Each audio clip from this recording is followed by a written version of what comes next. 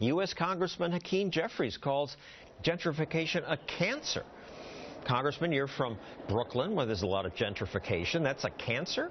If you think about what a cancer does, it ravages a neighborhood, consumes it, and then moves on to the next neighborhood. And I refer to socioeconomic gentrification, which relates to dramatically increasing housing prices, thereby pushing out working families, middle-class folks, senior citizens, poor folks, artists, young college students starting out. The study of the census data found no evidence of displacement of no-income, low-income, non-white households in gentrifying neighborhoods. And I'm not sure who was the author of that study, but in New York City it's pretty clear. You can take some of the neighborhoods that I represent in Fort Greene and Clinton Hill and Bedford-Stuyvesant, where just a decade ago you could rent a two-bedroom apartment for less than $1,000. Right now, in many of those neighborhoods, you'd be hard-pressed to find a two-bedroom apartment that you could rent for less than $3,000. Spike Lee agrees with you. He compared gentrifiers in Brooklyn to Christopher Columbus, who came to America to kill off the Native Americans. You can't come in where people have a culture that's been laid down for generations, and you come and now to change because you're here? Get the out of here. Can't do that. Can't do that? Can't is a dangerous word. It suggests you politicians get a right to say, no, you may not live there. I'm not of the view that we should tell anyone that they can't live in any particular neighborhood. What I'm saying is that we've got to make sure that we do everything possible to preserve the widespread diversity that we value in places like Brooklyn, New York. We want to be able to preserve that. So and what should government do to preserve it?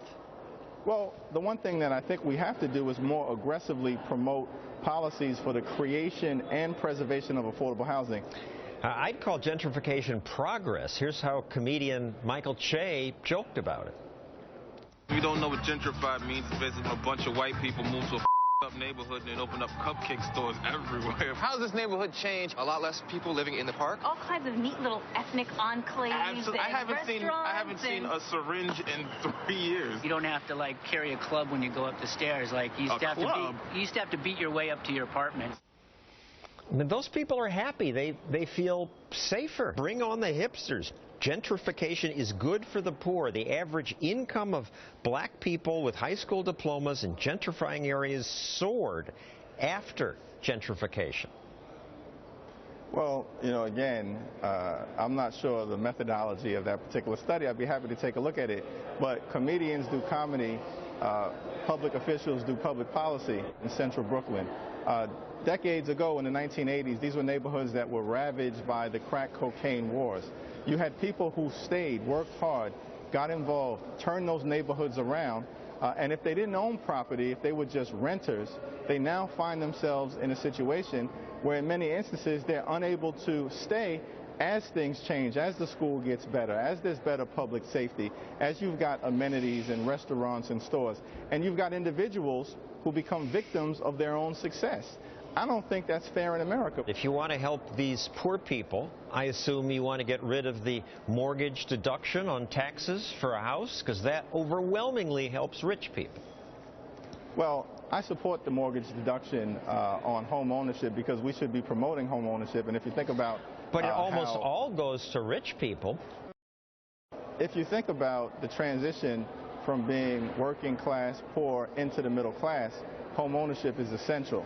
And so as that transition takes place, you have more Americans being able to benefit from the mortgage deduction. We've got more renters in New York City than owners, so we've got to do a better job of promoting, of fostering affordable renters opportunities in New York City. More subsidies for renters and keep the mortgage deduction. I'm not saying more subsidies. Give money away. What I'm saying is that, not at all, but if you're going to incentivize development, if you're going to give tax breaks, it seems to me that you've got some exchange of public benefit that should take place. Thank you, Congressman Jeffries.